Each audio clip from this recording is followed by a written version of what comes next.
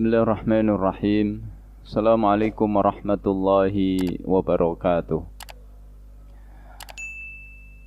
Innal hamdalillah nahmaduhu wa nasta'inuhu wa nastahdihi wa nastaghfiruhu wa natubu ilaih. Wa na'udzu billahi min syururi anfusina wa sayyiati a'malina. May yahdihillahu fala mudhillalah wa may yudlilhu fala hadiyalah. Asyhadu an la ilaha illallah wahdahu la syarikalah wa asyhadu anna Muhammadan abduhu wa rasuluhu la nabiyya ba'dah amma ba'd. Faqala Allahu azza wa jalla fi muhkami tanzilih. A'udzu billahi minasyaitonir rajim. Walladzina yu'tuna ma ataw wa qulubuhum wajilatun annahum ila rabbihim raji'un. Ulaika yusari'una fil khairat wa hum laha sabiqun. Hadirin, hadirat, para pemirsa sekalian, Bapak Ibu dimuliakan oleh Allah. Alhamdulillah, kita bersyukur kehadirat Allah. Kita dihimpun oleh Allah dalam nikmat yang begitu banyak. Setelah nikmat iman, nikmat Islam, nikmat kesehatan, kita dihimpun oleh Allah dalam nikmat amal saleh. Kita diizinkan untuk salat berjamaah, kita diizinkan untuk berzikir kepada Allah dan duduk di majlis ilmu. Mudah-mudahan amal-amal soleh kita diterima oleh Allah Subhanahu wa ta'ala. Salawat dan salam tidak lupa kita haturkan kepada suri tauladan kita, Rasulullah Muhammad sallallahu alaihi wasallam, kepada keluarga, kepada sahabat. Mudah-mudahan kita istiqamah menjaga sunnah beliau hingga akhir hayat kita. Bapak Ibu dimuliakan oleh Allah. Tema kajian maghrib kali ini adalah membangun rasa takut kepada Allah Subhanahu wa ta'ala. Di antara wasiat Allah kepada seluruh umat manusia dari masa ke masa, yaitu wasiat untuk membangun rasa takut kepada Allah. Maka Allah ingatkan kita di surat An-Nisa ayat 131, walaqad wasaynal ladzina utul kitaba min qablikum wa iyyakum anittaqullah. Sungguh telah kami wasiatkan kepada ahli kitab sebelum kalian dan juga kepada kalian agar bertakwa kepada Allah Subhanahu wa ta'ala.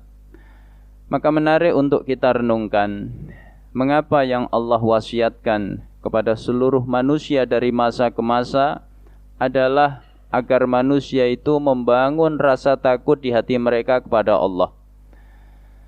Pertama, jamaah yang dimuliakan oleh Allah, orang yang memiliki rasa takut kepada Allah, dia akan mudah mengukir amal-amal saleh. Dan ketika dia beramal saleh, dia akan mudah untuk ikhlas lillahi ta'ala. Ini Allah isyaratkan dalam surat Al-Insan ketika Allah menjelaskan karakternya al-abrar, orang-orang yang ahli kebaikan.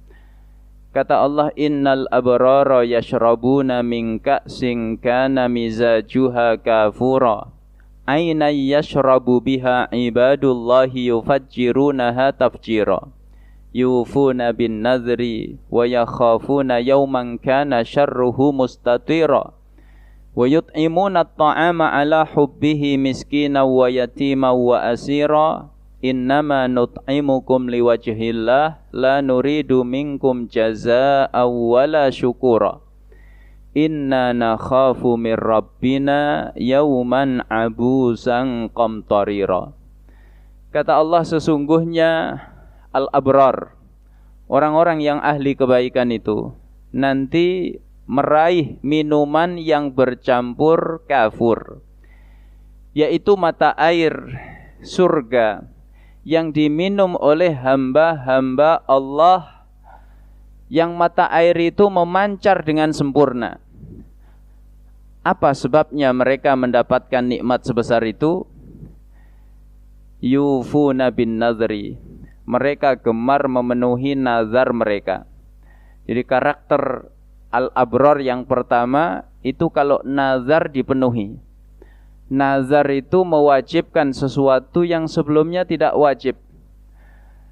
Bapak, Ibu, seandainya diuji oleh Allah dengan sakit, sehari 2 hari belum sembuh. Lalu bapak ibu bernazar, ya Allah, kalau saya sembuh dari sakit ini, maka saya akan infak ke Masjid Al-Ikhlas. Infak itu hukum asalnya wajib apa sunnah, Pak? Sunnah. Tapi kalau dinazarkan maka wajib untuk dipenuhi. Al-abrar itu karakternya ketika bernazar maka langsung dipenuhi. Wa yakhafuna yawman kana syarruhu mustatira. Mereka takut terhadap hari yang keburukan hari itu sifatnya merata. Lalu kebaikan yang kedua, wa yut'imuna at-ta'ama ala hubbihi miskina wa yatima wa asira. Mereka gemar memberi makan dengan makanan yang mereka sukai. Kepada siapa? Kepada orang miskin, kepada anak yatim, dan juga kepada tawanan. Innama nut'imukum liwajhillah la nuridu minkum jazaa'a wala syukura. Kami memberi makan ini semata-mata karena Allah. Kami tidak mengharapkan balasan, kami juga tidak mengharapkan ucapan terima kasih. Maka menarik, kok bisa ada orang beramal saleh begitu banyak, dan ketika beramal saleh motivasinya ikhlas lillahi ta'ala. Apa sebabnya? Jawabnya ada di ayat berikutnya, inna nakhafu mir rabbina yauman abusan qamtarira. Sesungguhnya kami takut kepada Tuhan kami, kepada Allah, pada hari di mana banyak manusia menghadap Allah, wajah mereka masam, penuh dengan kesusahan. Jadi kenapa mereka bisa beramal soleh begitu banyak? Rahasianya adalah karena takut kepada Allah. Maka jemaah yang dimuliakan oleh Allah, orang-orang yang beriman itu karakternya, kata Allah, adalah punya rasa takut yang besar kepada Allah. Dalam surat Al-Mu'minun ayat 60 dan 61 yang saya baca di muqaddimah tadi, bagaimana karakter orang yang beriman itu? Walladzina yu'tuna ma atau wa qulubuhum wajilatun annahum ila rabbihim raji'un ulaika yusari'una fil khairat wa hum laha sabiqun. Orang-orang yang beriman itu karakter mereka, setelah memberikan apa yang mereka berikan, setelah beramal secara maksimal, mereka sudah qiyamul lail, sudah puasa sunnah, sudah sholat jamaah, sudah duduk di majelis ilmu, sudah umrah, sudah haji, sudah infak, sedekah. Hati mereka masih dipenuhi rasa takut. Apa sebabnya? Mereka sadar akan dikembalikan kepada Allah Subhanahu wa taala. Ini karakter orang yang beriman. Maka orang yang punya karakter seperti itu, kata Allah, ulaika yusari'una fil khairat wa hum laha sabiqun. Mereka itulah orang yang mudah bersegera dalam kebaikan dan berlomba-lomba di dalam menunaikannya. Maka kenapa generasi sahabat, tabi'in, tabi'ut tabi'in itu disebut generasi terbaik? Karena mereka adalah orang-orang yang punya rasa takut yang besar kepada Allah Subhanahu wa taala. Disebutkan dalam kitab Safwatus Safwah oleh Imam Ibnul Jauzi satu kisah tentang sahabat Abdullah ibnu Umar radhiyallahu anhuma. Satu ketika Ibnu Umar safar bersama rombongan, maka berpapasan ya, atau melewati orang yang menggembala kambing dalam jumlah yang banyak. Ibnu Umar kemudian berkata kepada penggembala itu, bi'na syatan min hadhil ghanam, juallah seekor kambingmu kepadaku. Penggembala itu menjawab, innaha laisat li, innaha li sayyidi. Kambing-kambing ini bukan milik saya, tapi milik majikan saya. Maka Ibnu Umar menguji penggembala tadi. Qul lahu akalahu dhi'b. Katakan saja ke majikan kamu, seekor kambingnya diterkam serigala. Dia enggak mungkin tahu, karena jumlah kambingnya begitu banyak. Jadi kalau hanya dikorupsi 1 ekor, ketahuan apa tidak, Pak? Enggak ketahuan. Jamaah dimuliakan oleh Allah. Maka lihat bagaimana jawaban penggembala tadi. Penggembala tadi menjawab dengan jawaban yang membuat sahabat sekaliber Ibnu Umar radhiyallahu anhuma menangis karenanya. Penggembala itu berkata, fa ainallah. Kalau begitu wahai Tuhan, di manakah Allah itu? Ini jawaban yang menggambarkan rasa takut penggembala itu kepada Allah. Ibnu Umar seketika menangis. Lalu Ibnu Umar membeli budak penggembala kambing itu, kemudian dimerdekakan.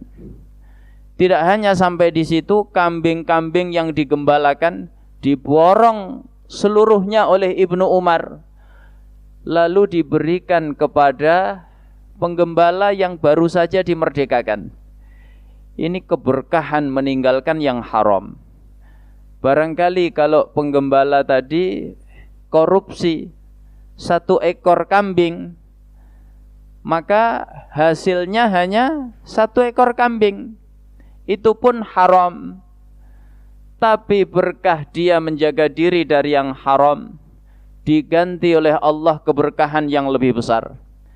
Dia dimerdekakan, kemudian kambing-kambing yang dia gembalakan seluruhnya menjadi miliknya. Maka ini isyarat meninggalkan yang haram itu penuh dengan keberkahan. Kalau kita yakin dalam kehidupan kita tidak mau berinteraksi dengan yang haram, kita tinggalkan yang haram karena takut kepada Allah, maka pasti diganti oleh Allah dengan yang halal yang bisa jadi jumlahnya lebih banyak, ya. Maka jemaah yang dimuliakan oleh Allah, dengan rasa takut kepada Allah itulah generasi terbaik berhasil mengukir amal-amal yang hebat yang diabadikan dalam sejarah, yang generasi-generasi setelahnya belum bisa menyamainya. Salat mereka Masya Allah, sedekah mereka Masya Allah, ya. Disebutkan Utsman bin Affan radhiyallahu anhu, ketika Madinah itu krisis air, satu-satunya sumur yang ada airnya itu sumur Rumah, ya. Rumah itu nama orang, milik orang Yahudi. Orang Yahudi ini mengambil kesempatan dalam kesempitan. Mumpung krisis air, maka dia jual air dengan harga yang mahal. Karena air ini kebutuhan pokok, maka sekalipun mahal, beli apa tidak, Pak? Beli. Kaum muslimin ngantri untuk membelinya. Maka Rasulullah memotivasi para sahabat, siapa yang bisa membeli sumur ini untuk kaum muslimin, maka balasannya adalah surga.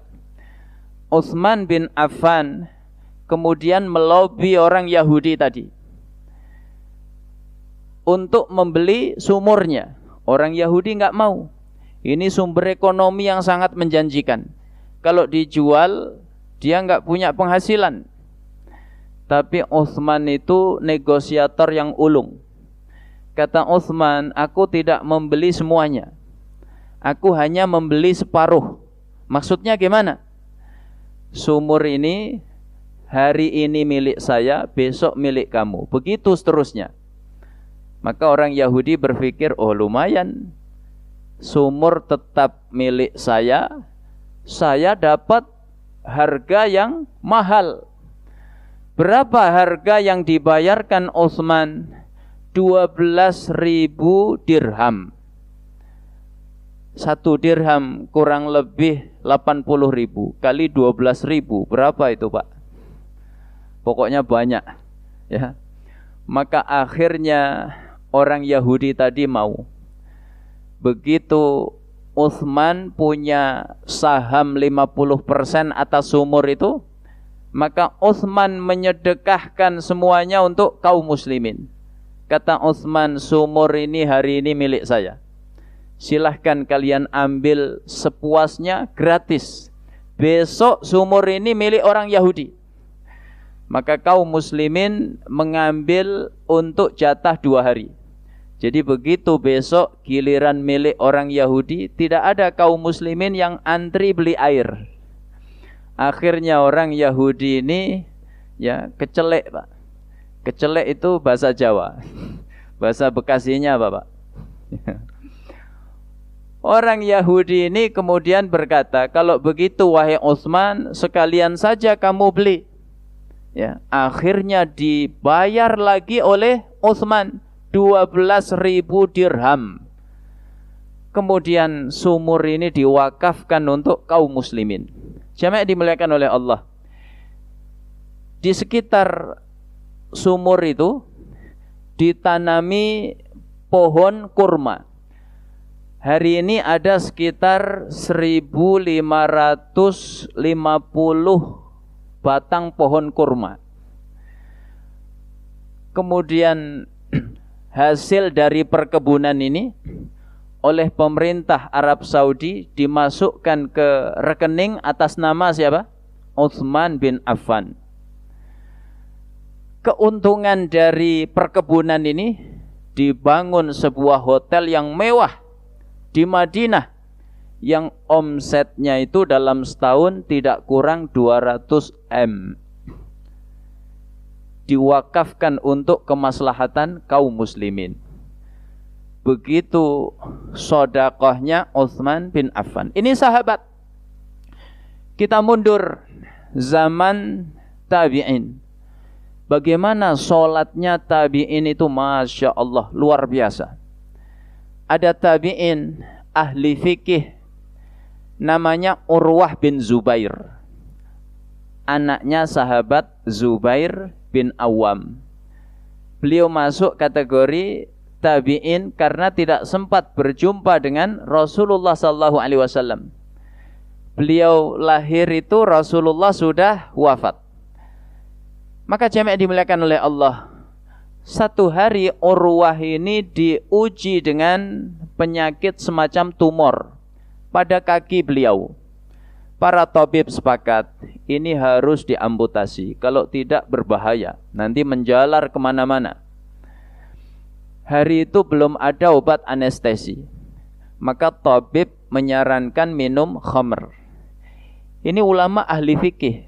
Beliau faham ini darurat. Ya. Ad-daruratu tubihul mahdzurah.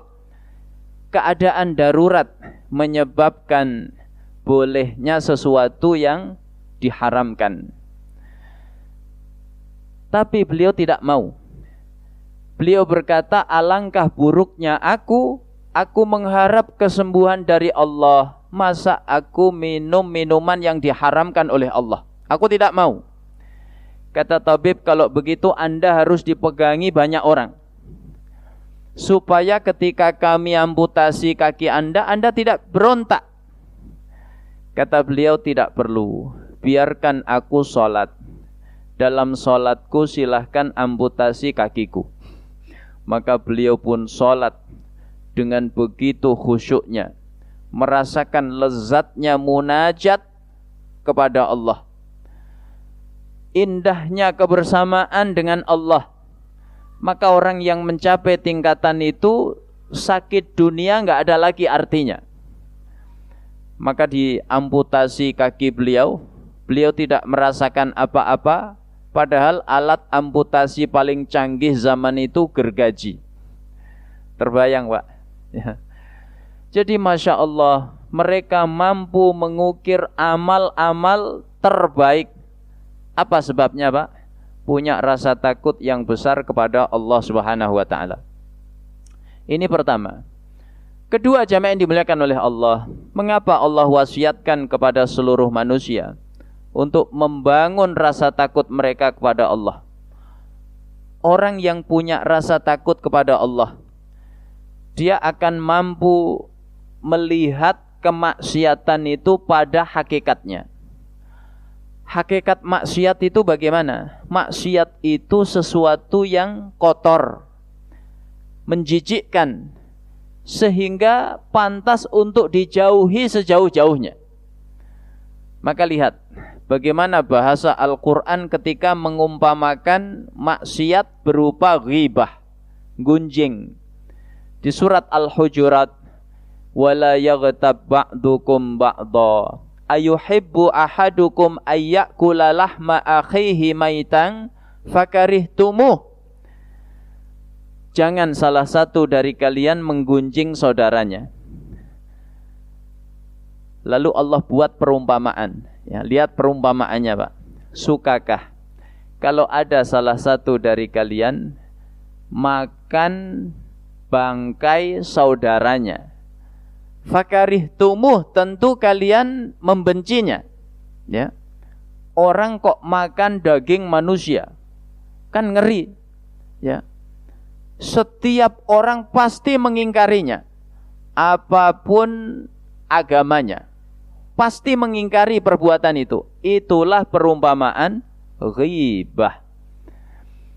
Maka jamaah yang dimuliakan oleh Allah, istilah ini hari ini dirubah, ya, diperhalus supaya orang tertipu.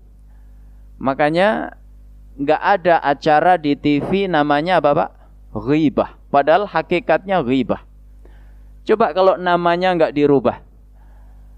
Para pemirsa sekalian, mari sama-sama kita saksikan acara berikutnya, yaitu ghibah.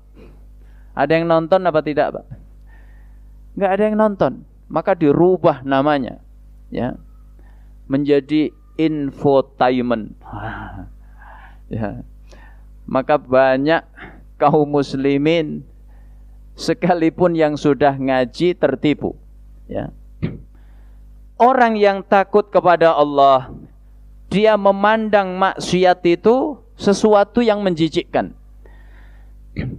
Dan ini penting. Mengapa? Kita manusia itu punya musuh utama. Siapa musuh utama kita, Pak? Setan. Setan itu kerjaannya menghiasi yang haram nampak indah di mata manusia. Maka banyak manusia kecanduan terhadap yang haram. Ada yang kecanduan khamr, kecanduan judi, kecanduan zina, ya. Apa sebabnya? Setan menghiasinya sehingga nampak indah di mata manusia. Bapak lihat toko khamr, itu harusnya secara logika nggak laku. Buka jam 11 malam, tutup jam 4 sebelum subuh. Itu jam merem apa jam melek, Pak? Itu jam istirahat. Kalau ada tayangan TV jam 11 malam sampai jam 4 sebelum subuh, itu masuk tayangan favorit, ya, apa istilahnya, Pak? Prime time. Atau enggak, Pak? Enggak termasuk. Karena itu jam istirahat. Iklan yang masuk pasti sedikit, ya. Toko minuman keras itu seperti itu. Jadi seharusnya enggak laku. Tapi faktanya berkata lain. Makin larut malam makin ramai, ya. Bahkan begitu bulan Ramadan ditutup, maka orang yang sudah kecanduan itu error semua. Begitu enggak menemukan khamr, maka dia buat khamr manual. Beli bensin, dicampur spiritus, dikasih oli, diaduk-aduk, diminum. Akhirnya banyak orang mati karena minuman keras apa, Pak? Oplosan. Setan menghiasinya sedemikian rupa sehingga nampak indah di mata manusia. Ada yang kecanduan judi. Begitu semua sudah dijual, TV sudah amblas, kulkas hilang, ya, sertifikat sudah digadaikan, di rumah tinggal anak pun dijual. Ada Pak? Ya, ada di Tangerang, Masya Allah, anak dijual murah 15 juta demi bisa judi online. Ya, naudzubillah min dzalik. Maka jemaah yang dimuliakan oleh Allah, orang yang punya rasa takut kepada Allah, melihat maksiat-maksiat tadi sudah tidak lagi menarik, tapi menjijikkan. Maka lihat, zaman tabi'in, ya, ada ahli ibadah yang terkenal namanya Malik bin Dinar. Malik bin Dinar ini sebelum menjadi ahli ibadah itu peminum khamr. Begitu diberi hidayah oleh Allah melalui mimpinya, dia dibangkitkan seolah-olah, ya, di hari kiamat, merasakan hisab. Dia mempertanggungjawabkan amal perbuatannya. Amal-amal buruknya selama di dunia diwujudkan oleh Allah dalam wujud nyata. Seekor ular besar siap menerkamnya, mengejar dirinya ke sana kemari. Maka dia pun bertemu kakek yang sudah tua renta, lemah tidak berdaya. Dia minta tolong, wahai kakek, selamatkan aku dari ular itu. Kakek itu berkata, aku sudah tua, aku nggak sanggup melawan ular sebesar itu. Coba kamu pergi ke bukit sana, di sana banyak anak-anak kecil, barangkali mereka bisa menyelamatkanmu. Maka Malik bin Dinar menuju bukit yang dimaksud. Ternyata benar, banyak anak-anak kecil, di antaranya putrinya yang bernama Fatimah. Putrinya mengusir ular tadi. Lalu ayahnya bertanya, nak, siapa sebenarnya ular besar itu? Kata anaknya, ular besar itu adalah amal keburukan ayah selama di dunia. Karena keburukan ayah begitu banyak, maka Allah wujudkan sebagai sosok nyata seekor ular besar yang siap menerkam ayah. Kalau begitu siapa kakek tua tadi? Kakek tua yang lemah tidak berdaya itu adalah amal kebaikan ayah. Karena kebaikan ayah semasa di dunia tidak seberapa, Allah wujudkan sebagai sosok yang lemah tidak berdaya. Wa wajadu ma amilu hadira. Mereka mendapati apa yang mereka perbuat di dunia hadira. Allah wujudkan dalam wujud nyata. Maka kemudian Fatimah membaca ayat 16 surat Al-Hadid, alam ya'ni lilladzina amanu an takhsha'a qulubuhum li dzikrillah wa ma nazala minal haq. Belumkah tiba masanya bagi orang yang beriman untuk khusyuk hatinya mengingat Allah dan menerima kebenaran yang Allah turunkan? Maka Malik bin Dinar terbangun dari mimpinya. Subuh tiba, azan subuh berkumandang, beliau mandi, beliau berangkat ke masjid sholat. Imamnya membaca ayat yang sama yang dibaca anaknya dalam mimpinya. Maka Malik bin Dinar bertaubat kepada Allah. Sejak hari itu khamr tidak lagi menarik baginya. Ya. Begitu orang yang punya rasa takut kepada Allah, maksiat itu nampak menjijikkan baginya. Ya. Kita mundur zaman berikutnya, tabi'ut tabi'in. Siapa yang tidak mengenal Fudail bin Iyad? Fudail bin Iyad sebelum menjadi ahli ibadah itu profesinya perampok, bahkan perampok yang sangat ditakuti. Dia merencanakan aksi perampokan di rumah seorang wanita kaya, hartanya banyak, wanita itu pun cantik. Dia bermaksud mengeruk hartanya sekaligus, ya, punya niat jahat kepada wanita itu. Malam hari dia melancarkan aksinya. Dia sudah masuk ke dalam rumah wanita itu. Terdengar orang baca Al-Quran. Ayat yang dibaca sama, ayat 16 surat Al-Hadid. Alam ya'ni lil ladzina amanu an takhsha'a qulubuhum li dzikrillah wa ma nazala minal haq. Belumkah tiba masanya bagi orang yang beriman untuk khusyuk hatinya mengingat Allah dan menerima kebenaran yang Allah turunkan? Ayat ini Allah turunkan kepada para sahabat saat usia keimanan mereka itu belum genap 4 tahun. Dan kata para sahabat, ayat ini teguran keras dari Allah kepada kami ketika kami belum bisa meraih khusyuk dalam ibadah kami kepada Allah. Jadi kalau kita yang usia keimanan kita sudah lebih 40 tahun, Pak, kok belum bisa khusyuk? Renungkan ayat ini. Ketika Fudail bin Iyad mendengar ayat itu, bergetar hatinya, langsung muncul rasa takut kepada Allah. Dia menjawab seruan ayat itu, dia berkata, Bala ya Rabb qad ana. Betul ya Allah, sudah tiba masanya. Sudah tiba masanya bagi orang yang beriman untuk khusyuk hatinya mengingat-Mu dan menerima kebenaran yang Engkau turunkan. Maka seketika kemewahan di dalam rumah itu sudah tidak lagi menarik baginya. Emas, permata, duit, ya, sertifikat, Pak, enggak lagi menarik bagi Fudail bin Iyad. Apa sebabnya? Hatinya takut kepada Allah Subhanahu wa taala. Yang ketiga, jamaah yang dimuliakan oleh Allah, mengapa Allah wasiatkan kepada manusia untuk selalu membangun rasa takutnya kepada Allah? Orang yang punya rasa takut kepada Allah di dunia, maka nanti di akhirat dia mendapatkan rasa aman.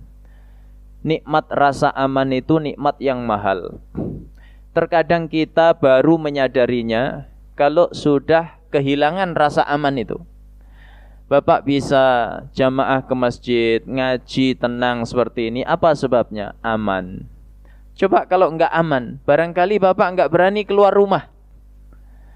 Kalau masih di dunia, rasa aman bisa diikhtiarkan. Kalau misalnya Tambun Utara ini enggak aman, Pak. Preman banyak, pencuri banyak, ya. Kita masih bisa meraih keamanan itu dengan ikhtiar. Gimana caranya? Panggil security khusus jaga rumah kita. Security masih dirasa belum aman, panggil polsek, Pak, jaga rumah kita. Polsek dirasa belum aman, panggil tentara. Ya, kalau perlu Kopassus, jaga rumah kita. Maka insya Allah aman. Ini kalau di dunia. Tapi kalau kita kehilangan rasa aman itu di akhirat, bagaimana kita mengikhtiarkan keamanan itu? Akhirat itu tinggal hisab, tidak ada lagi kesempatan beramal. Maka orang yang meraih rasa aman di akhirat itu siapa? Yang di dunia takut kepada Allah. Kata Allah dalam hadis qudsi, wa izzati la ajma'u ala abdi amnaini wala khaufaini. Demi keagunganku, kata Allah, aku tidak mungkin menghimpun pada diri hambaku 2 rasa aman dan 2 rasa takut. Maksudnya bagaimana? Kata Allah, man aminani fid dunya akhaftuhu yaumal qiyamah. Siapa yang merasa aman dariku di dunia, maka dia maksiat sesuka hatinya. Dari sejak bangun tidur sampai tidur lagi maksiat terus. Merasa aman dari Allah. Akhaftuhu yaumal qiyamah. Nanti aku akan membuatnya ketakutan di hari kiamat. Tapi kata Allah, wa man khafani fid dunya amantuhu yaumal qiyamah. Siapa yang takut kepadaku di dunia, maka dia tidak berani maksiat kepada Allah. Ditawari khamr kawannya, astagfirullah. Dibukain situs judi online, astagfirullah. Ya, enggak berani. Sekalipun sudah masuk ke kamar, kamar ditutup, pintu dikunci, ya. Kuota penuh. Kalau judi semalam suntuk, masih cukup kuotanya. Baterai pun penuh. Jangankan 1 malam, 2 hari 2 malam masih kuat HP-nya. Tapi dia ingat Allah, maka tidak berani buka situs judi online. Ya. Maka orang yang seperti itu, kata Allah, amantuhu yaumal qiyamah. Aku akan beri dia rasa aman kelak di hari kiamat. Ini ketiga. Keempat, jamaah yang dimuliakan oleh Allah, orang yang takut kepada Allah nanti mendapatkan naungan di hari kiamat, di mana hari itu tidak ada naungan lain selain naungan Allah Subhanahu wa taala. Maka ada 7 golongan dinaungi oleh Allah. Golongan yang ke-7, masih ingat Pak? Wa rajulun dzakarallaha khalian fafadat ainah. Orang yang berzikir kepada Allah dikala sendiri, maka menangislah kedua matanya. Ini menangis karena takut kepada Allah. Dia teringat nikmat yang Allah karuniakan kepadanya begitu banyak. Dan dia sadar nikmat itu kelak akan dimintai pertanggungjawaban di hadapan Allah. Allah ingatkan kita semua di penghujung surat Al-Ma'un. Tsumma latus'alunna yawma idzin 'anin na'im. Sungguh kalian akan dimintai pertanggungjawaban tentang na'im. Na'im itu kata ulama tafsir, setetes air membasahi kerongkongan kita di kala haus, itu na'im, dimintai pertanggungjawaban oleh Allah. Sepotong roti mengganjal perut kita di kala lapar, itu na'im, dimintai pertanggungjawaban di hadapan Allah. Apalagi nikmat kesehatan, nikmat umur, nikmat kesempatan, masjid dekat, majelis ilmu banyak. Ini seluruhnya dimintai pertanggungjawaban kelak di hadapan Allah. Sedangkan tidak terasa umur sudah kepala 4, kepala 5. Rambut sudah ya tidak hitam lagi, sudah berwarna-warni. Ajal kian dekat, amal baru sedikit, maka terbayang beratnya hisab. Menangis matanya. Ini menangis karena takut kepada Allah. Dan mata kalau bisa menangis karena takut kepada Allah, itu nikmat yang mahal. Kata Ibnu Umar, wala an abki min khasyatillah ahabbu ilayya min an atasaddaqa bi alfi dinar. Kalau aku bisa menangis karena takut kepada Allah, itu lebih aku sukai dibanding sedekah 1000 dinar. 1 dinar 3,9 juta. Kali 1000 berapa Pak? 3,9 M. Bagi Ibnu Umar itu lebih mahal nangis karena takut kepada Allah. Apa sebabnya? Mata yang menangis karena takut kepada Allah tidak hanya dinaungi kelak di hari kiamat, tapi juga menyebabkan tidak tersentuh oleh api neraka. Yang kelima, jamaah yang dimuliakan oleh Allah, mengapa Allah wasiatkan kepada manusia untuk selalu membangun rasa takutnya kepada Allah? Rasa takut ini adalah sebab kita diampuni oleh Allah kelak di hari kiamat. Dan nikmat ampunan itu nikmat yang mahal. Dengan ampunan Allah kita bisa meraih surganya Allah. Makanya para nabi, cita-cita besar mereka itu diampuni Allah. Para nabi itu suka beristighfar. Nabi istighfarnya Masya Allah, dalam sehari lebih 100 kali. Maka nabi-nabi itu punya istighfar yang khas. Nabi Adam, apa istighfarnya Pak? Rabbana zalamna anfusana wa illam taghfir lana wa tarhamna lanakunanna minal khasirin.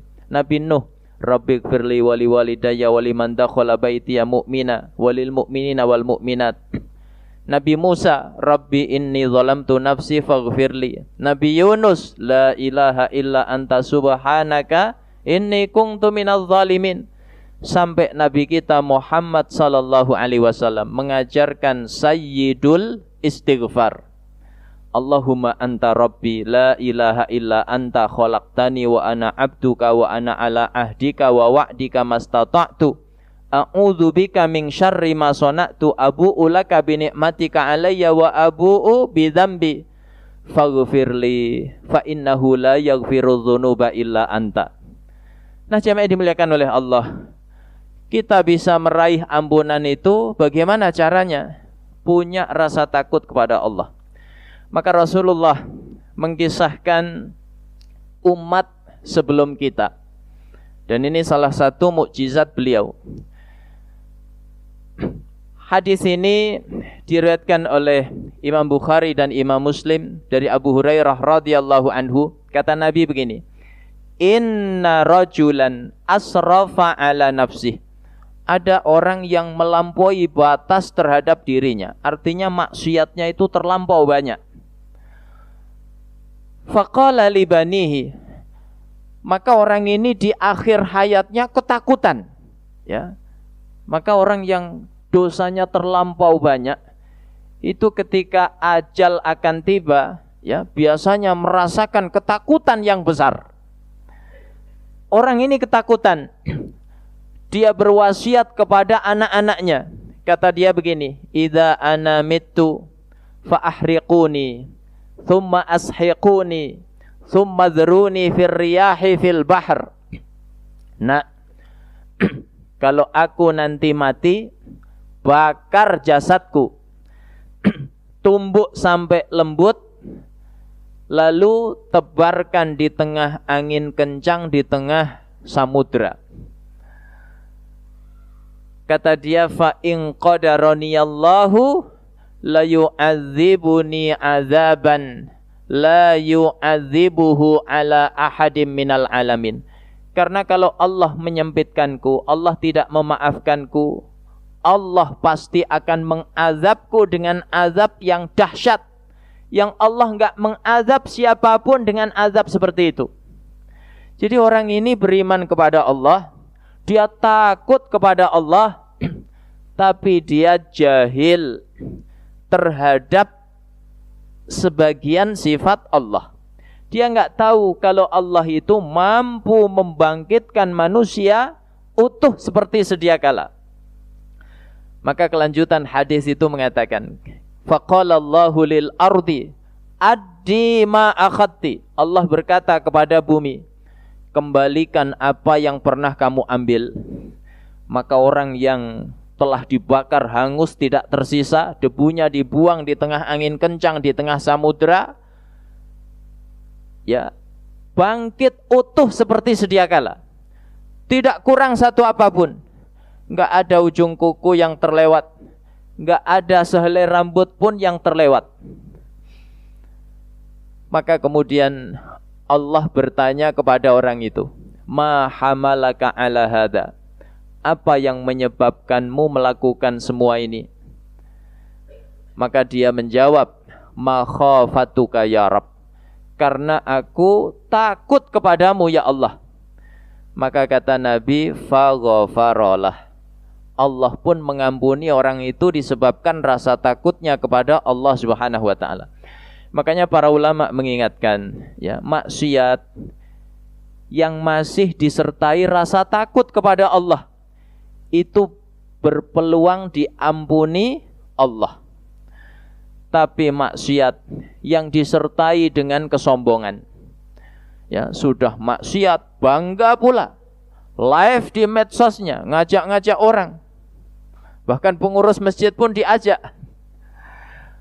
Maka orang yang seperti itu, kata para ulama, sulit mendapatkan ampunan Allah Subhanahu wa taala. Inilah Bapak Ibu para jamaah yang dimuliakan oleh Allah yang dapat saya sampaikan terkait membangun rasa takut kepada Allah. Mudah-mudahan Allah hadirkan rasa takut yang besar di hati kita semuanya kepada Allah Subhanahu wa taala. Amin amin ya rabbal alamin. Aqulu qawli hadza wa sallallahu ala nabiyyina Muhammad wa ala alihi wa sahbihi wa sallam walhamdulillahi rabbil alamin. Assalamualaikum warahmatullahi wabarakatuh.